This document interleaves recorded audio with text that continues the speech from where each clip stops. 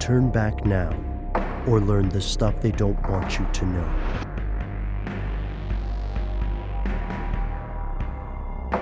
Here are the facts. Electric light profoundly and fundamentally changed the nature of human existence. Where before, even the world's most important leaders relied on imperfect fires and candles to stave off darkness, now the majority of the human species has access to cheap, abundant light.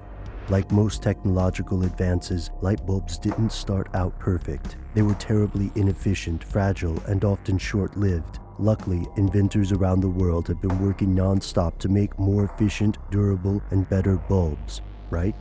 Here's where it gets crazy.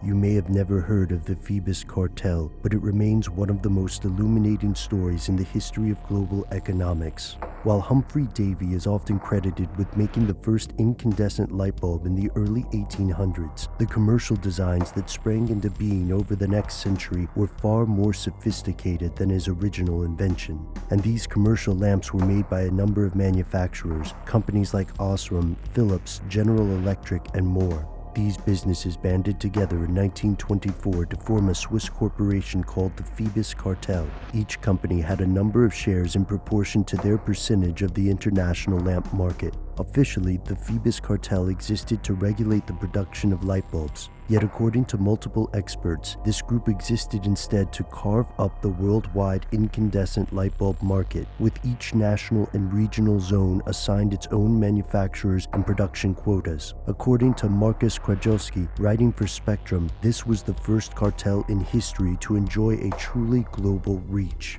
The cartel also conspired to fix prices and to enforce uniform quality, but perhaps not in the way you would assume. At the time of the cartel's formation, some light bulbs lasted longer than others, up to 1,500 or even 2,000 hours. Phoebus decreed that all light bulbs made by the cartel should last 1,000 hours. They purposely worked to create bulbs with a shorter lifespan while simultaneously conspiring to drive up the price of the product.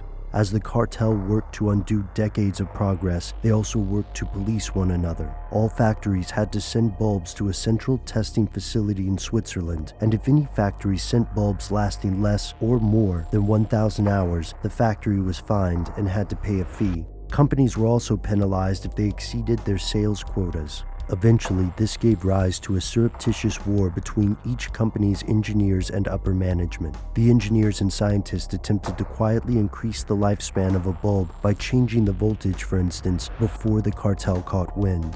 For a time, this cartel was enormously successful. Between 1926 to 1934, the lifespan of the average bulb in these factories dropped from 1,800 to 1,205 hours. Sales climbed for the first few years. However, the cartel's profits could not continue forever. By 1940, competition from non-cartel members, expiring patents, legal attacks, and the looming threat of World War II spelled doom for this organization, and its agreement was nullified in 1940.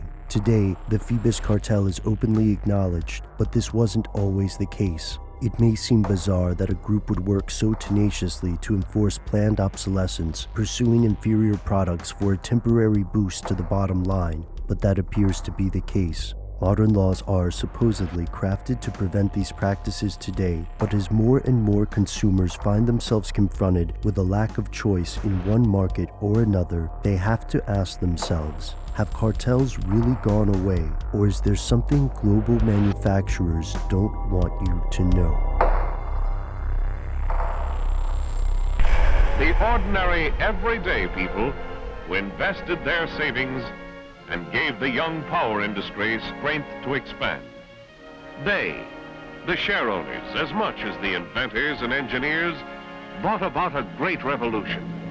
When a world that had plodded down the centuries suddenly found out how to use a force that had waited to go to work since before the daybreak of history.